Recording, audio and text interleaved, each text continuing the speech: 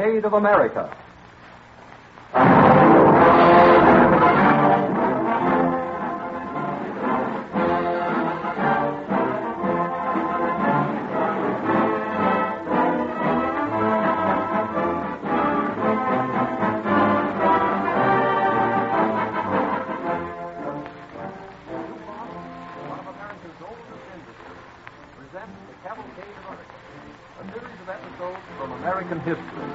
Stories portraying the qualities that have guided the American people from the earliest days to the present time. A group of distinguished educators, prominent in the American Historical Association, has cooperated to achieve the spirit of historical accuracy. It is the hope of DuPont that these human dramas will help perpetuate the finest traditions of American life, because these same traditions of service, courage, and hope have always played a vital part in the progress of DuPont.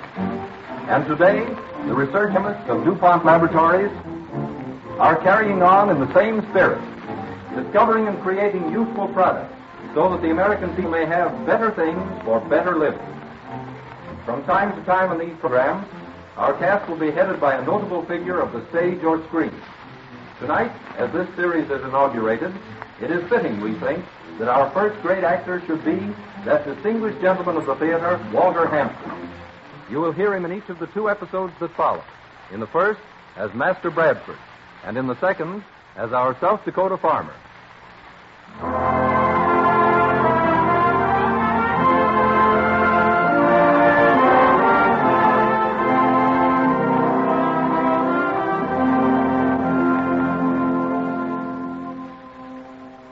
As you watch the American Cavalcade pass in review, you find much that is not pomp and circumstance.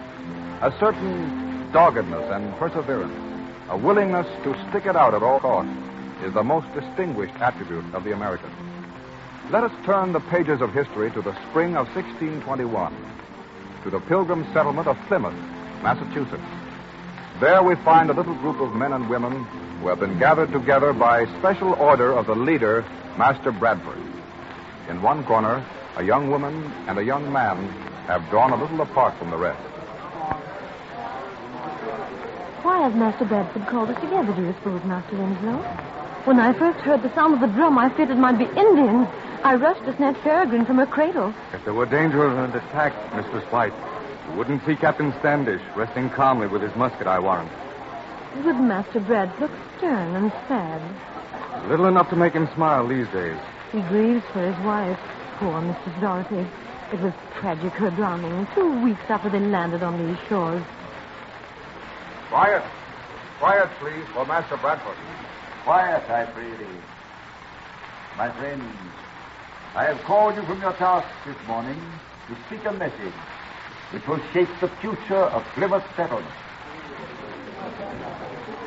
For 4 months, the good ship Mayflower has lain at anchor, unable to return to England by reason of the fearful storm and the mortal plague that took off many of its crew. But this morning, her master tells me that, God willing, he will sail 4 days hence.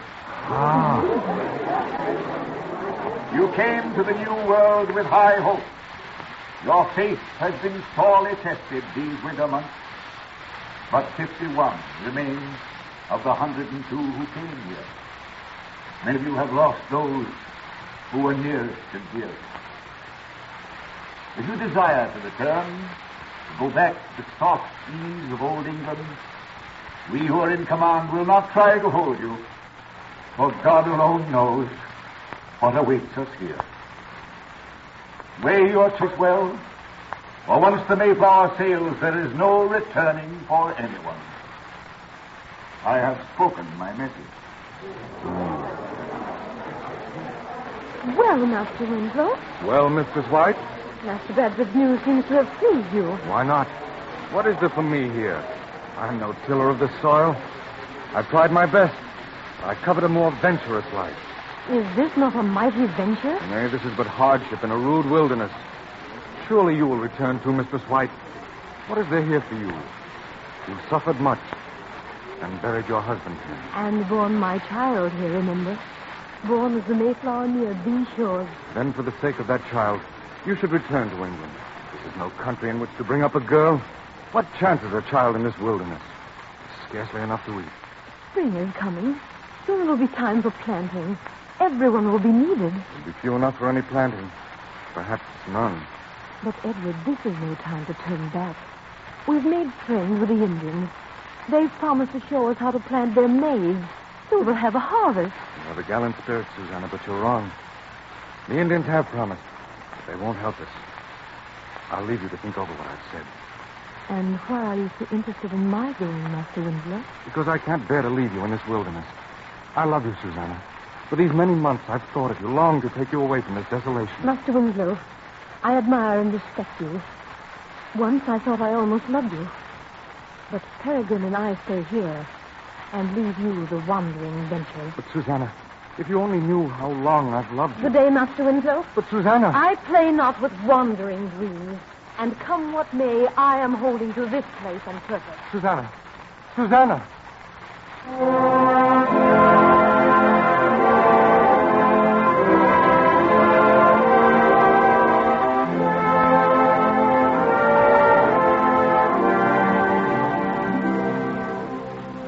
On the 5th day of April, 1621, the colonists of Plymouth again assembled. This time, not in the rude little meeting house, but on the rocky shore of Plymouth Harbor. All eyes are turned eastward to where the Mayflower rides at anchor, ready to set sail. On the shore, the captain, Thomas Jones, is bidding a last farewell to Governor Bradford. Well, sir, the tide will be turning straightway. I must soon be pushing off. We'll miss you, Captain Jones. I hate to go and leave you all stranded here, sir, in this God-forsaken country. The only countries that God forsakes, Captain, are those whose people have forsaken him. Think you any will leave with me? That young fellow, Winslow, standing by the cliff. Yes? He might go. He's no stomach for grubbing earth. He'd sooner be a sailor like yourself. Mary, with only half a crew and some of them not fit to stand, I could straightway put more hands to the rope. We need more hands ourselves. There's spring planting ahead. Only today a messenger came from the North with seed and promise of aid. Well, My heart is grateful, and I still dare hope that none will leave. Mayhaps it's folly, but already I'm proud of our little settlement in the New World, and I mislike to see anyone turn back. Aye. Like deserting a ship. Well, if you have any to make the passage, I hope they'll hasten. Winslow still seems undecided. He and God must choose his part. I'll row to the ship and watch for your signal to sail. I'll fire a musket. But first, I must give our people every chance to decide. Well, good hope, sir. I trust the next few months will be easier. Oh, Master Jones. Yes? Just a moment, if you please. Why, surely, Mistress White. Have you and your little baby decided to be our passengers? Oh, no, Master Jones. I'm not leaving. But I have a little packet for my dearest friend in London. Would it be too much to ask you to take it for me? It's all superscribed. I will bear it safely, Mistress White, never fear. And now I must haste and weigh anchor while the tide is right. Now, Godspeed. Godspeed. Godspeed, good master. All right. Push her off, boys.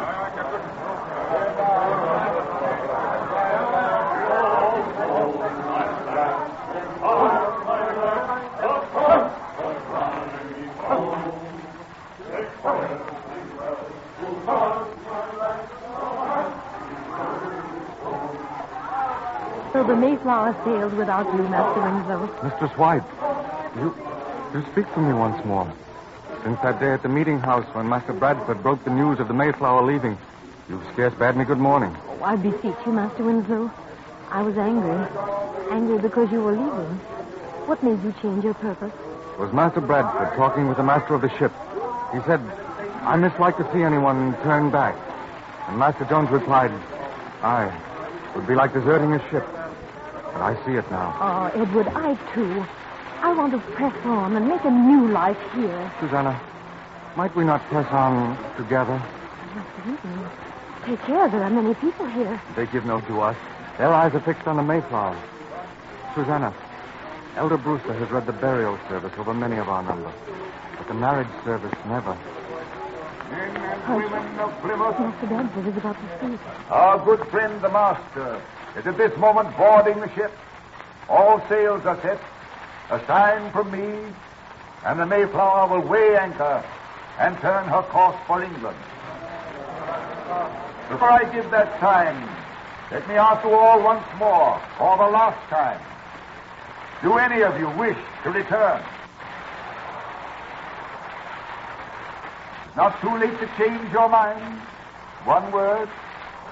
The last chance, Edward. I've made my choice, Susanna. Then I give the Mayflower the sign to sail.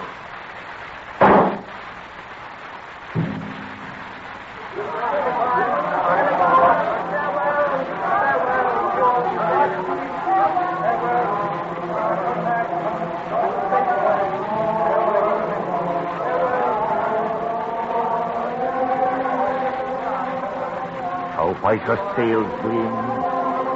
Glad I am the sun is shining so fair today. The earth feels warm and rich at last. Look, Peregrine. Oh, look, baby. I wish he might stand this morning on her memory. She's looking landward. Right, too.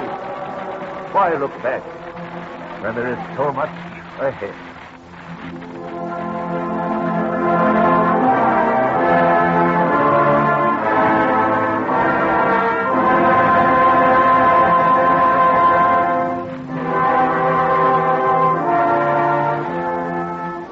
That fateful day, the Pilgrims made their choice and flung defiance at the dark forests of New England. Their will to carry on became a cornerstone of American character, and from such people came the power to conquer a continent.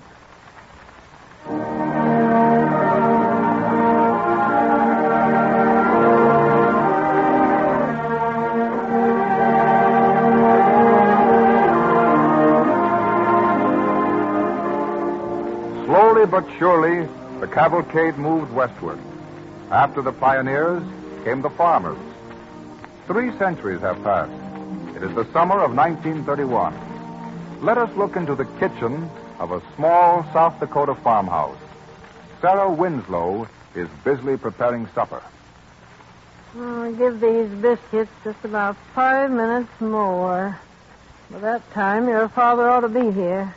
Mom, Yes, Ned? well, this is July. Anybody who's been canning tomatoes over a hot stove all day don't have to be told that. College opens in September. September 24th, the catalog says. What's the chances, do you think, of my getting to go? Oh, it's too early to say yet, son. The summer's started out good. Crops are pretty promising. If nothing happens, I guess your father will be in a position to spare you in the fall. Take on a hired hand in your place. I won't ask for a cent from Dad. With what I've saved and what I can earn, I'll get along fine, Mom. Well, we'll see. I don't want to make any promises like we did last summer and then have to break them. Gosh, what a summer that was. Not a drop of rain for 17 long weeks. I can't even bear to think about it. Waking up morning after morning. See that sun like a great ball of copper. And the crops drying up, shriveling, shrieking for water. Yeah. Oh. That's the worst of farming. You work and you worry and you break your back for months. And then along comes a drought or a freeze or a flood or maybe some kind of a blight. And where are you? You're worse off than when you started. I know. And yet we keep on farming just the same. I'm not so sure that I will. When I finish college, I might get myself a job in... Your family have been farmers for generations, Ned Winslow. And I guess you're not going to give it up for any white-collar city job. Why, your great... Well, I don't know quite how many greats it was, but your grandfather was one of the first white men to plant corn in this country. The Indians showed him how. Yeah, Mom. And his descendants have been planting corn ever since. To be burned up by the sun, or rotted by rain, or eaten up by pests. What's this you're saying about pests? Your son was just getting in practice for the college debating team, that's all. Oh, meanwhile, like as not, my biscuits are burning for crisp. Well, as a matter of fact... And now you two get your hands and faces washed, and I'll have things dished up in a jiffy. Oh, hold on. Wait a minute, Father. What's the matter? Why, you've got a couple of grasshoppers on your coat, see? Oh, don't brush them off in here. Go outside. I don't want the nasty things to start hopping around my kitchen. Say, there's an awful lot of grasshoppers around lately. Just the last few days. Have you noticed? Yes. Picked half a dozen of them off my cucumber vines this morning. Well, they were eating the leaves as greedy as anything. They don't eat anything more valuable than your cucumber vines. We'll be lucky. Well, you talk as if my cucumber vines didn't matter. We don't depend on cucumbers for our living. My cucumber pickle's taken second prize at the state fair for 3 years now. And if it don't take first prize this year... Oh, there's one of those pesky creatures under the sink. Well, what of it, Mom? They're harmless. Not this variety. What do you mean, Dad? Well, these ain't the regular, ordinary variety of grasshoppers that you get every summer. They're a special breed. Yeah, they got a couple of stripes down the back. I noticed that. And an appetite that's never satisfied. An appetite for what? Anything and everything. Tad Sunderland was telling me today they had the same thing in Colorado one summer, about 10 years ago. When they got through devouring the crops, they even knit the binder pine. Oh, Father, I can't believe it. If you don't mind holding supper up for a few minutes, Mother, I'd like to put in a phone call. Oh, everything will get cold. Couldn't it wait till after supper? I want to get hold of the county agent and ask him what to do about these grasshoppers. Well, is there anything you can do? Tad tells me they used poison for them in Colorado. Poison? They made up some kind of mash and mixed arsenic with it and spread it around their field. Nice job for a hot July day. You dish things up and get started. I'll be right back. All right. Come on, son. All right. I see you got cucumber pickle on the table, Mom. We always have cucumber pickles with cold ham. You may not next season, according to Dad. With these grasshoppers, I mean. No, I'll protect my cucumber vines. Don't you worry. I'll cover them over so the grasshoppers don't see them. It's the green color that attracts them. Oh, the grasshoppers will probably all be gone anyway in a little while. Dad's an awful alarmist. Always expecting the worst. And the worst has happened so many times, that's why. The drought last year just about ruined him. Oh, here he comes now. Ned, don't say anything to him this evening about college. He's not in the mood to talk about it, I can see. Yeah. Well, Father, what did he say? Seems just about every farmer in the country's calling him all of a sudden to find out how we're going to fight the grasshopper plague.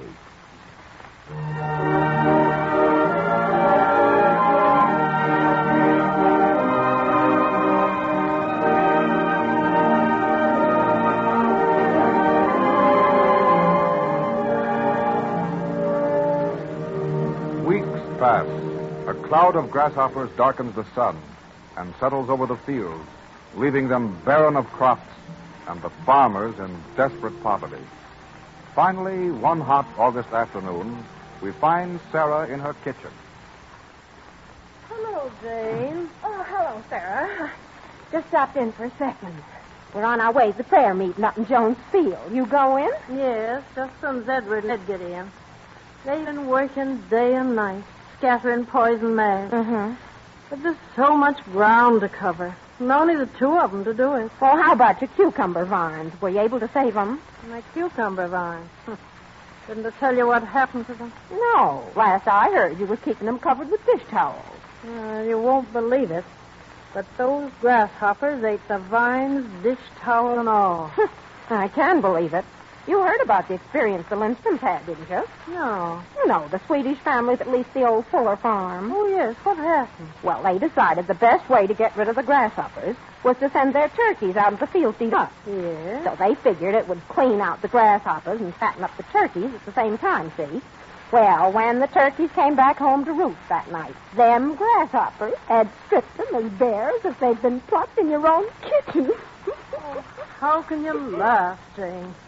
I think it's dreadful. Well, if I didn't laugh at some of the things that's happened these days, Sarah, I'd go crazy.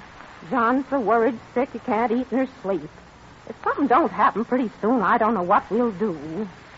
There's nothing we can do but go on. We can't quit. How does young Ned feel about it? I hear he ain't so crazy about farming. Oh, he's all right, but Ned don't set much store by praying, I'm afraid. He says the only thing that'll bring relief is spraying. Spraying poison in big enough quantities to really kill the pest. Folks pray for rain in the churches and for relief from famine and pestilence. The Lord can send relief for them things. I guess he can send relief for a plague of grasshoppers.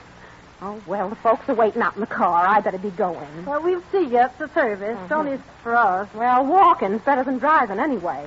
Why, just coming down the short distance we did, our car got stalled twice. Grasshoppers clogging up the radiator. Well, goodbye. Goodbye, Jane. Hello, Edward. Going to service? Hello, Jane. Yes, we're going as soon as Mother's ready. I'll see you there. Goodbye. Goodbye. I'll be ready in a minute, Edward. Let me get my hat. My, it's hot. Up to 110 days.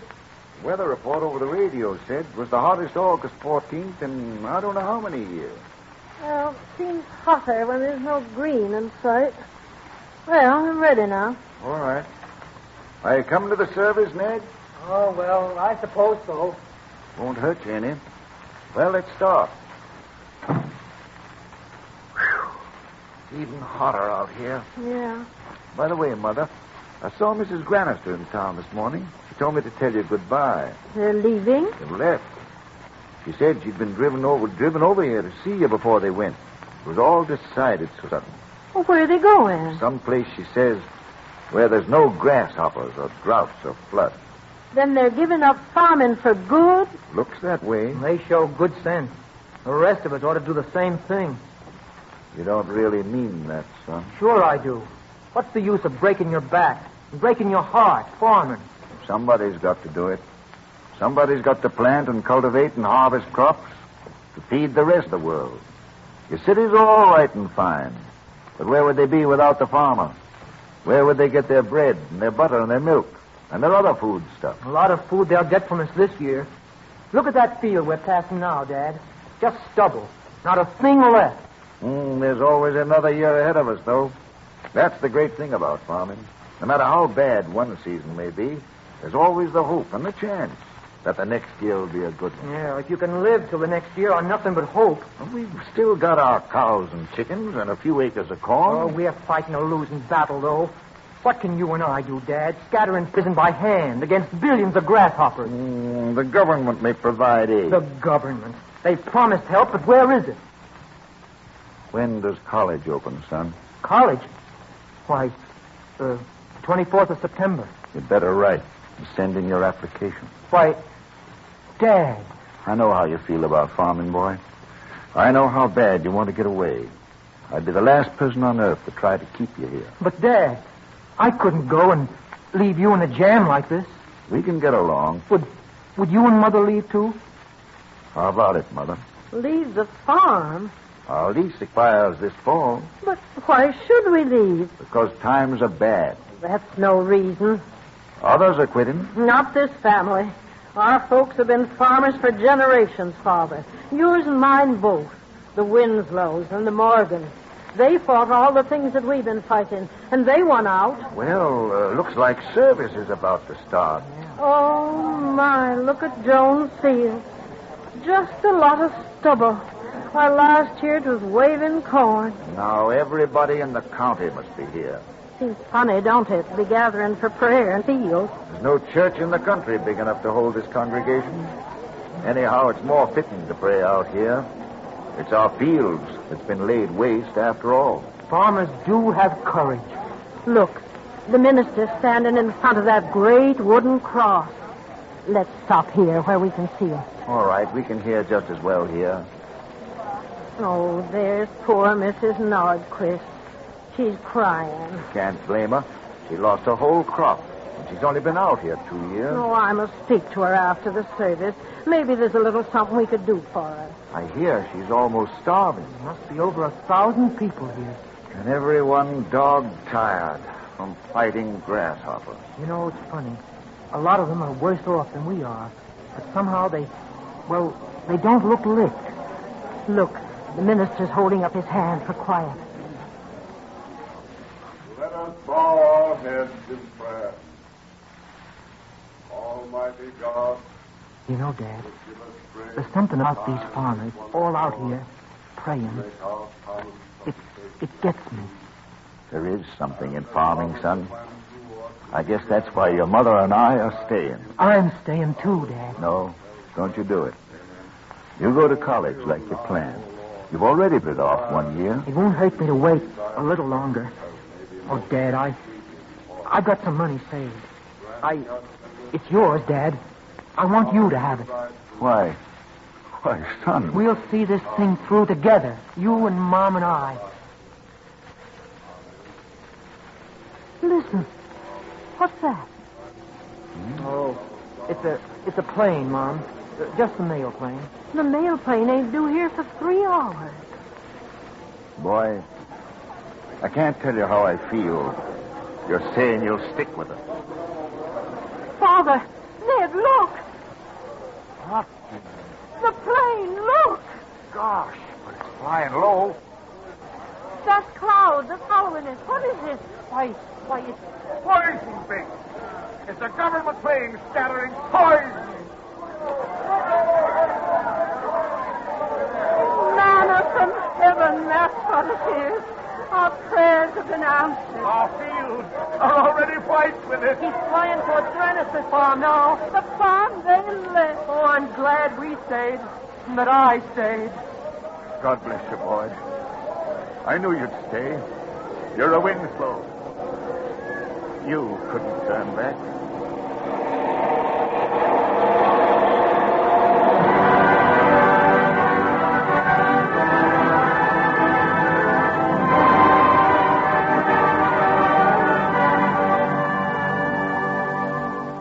No turning back. The will to carry on. The refusal to give in. This quality has helped shape the course of American history from the days of the Pilgrims to the present day. People whose names find no important place in history's pages, who quietly did their jobs and asked no credit, no glory. We salute them, heroes of the American Cavalcade.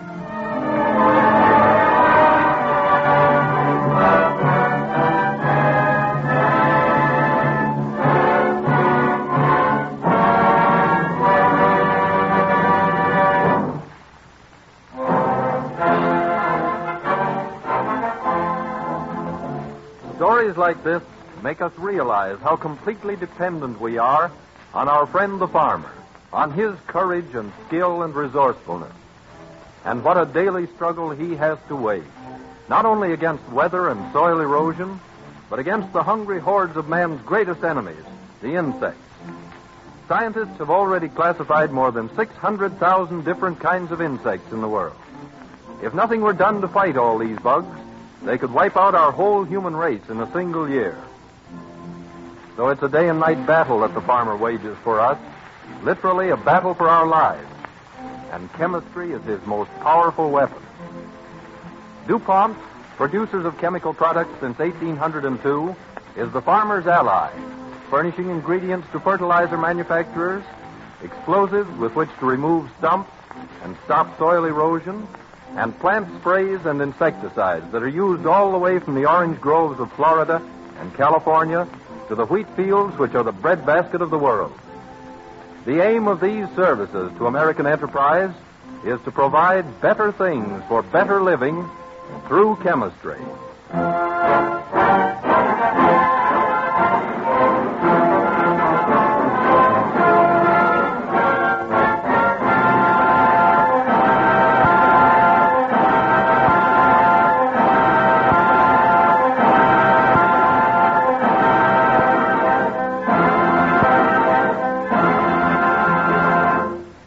The leading parts in this evening's episodes, which you have just heard, were played by that distinguished American actor, Walter Hampden. Next Wednesday evening at this same time, Branch O'Tone, one of Hollywood's brightest stars, will appear when DuPont again presents The Cavalcade of America.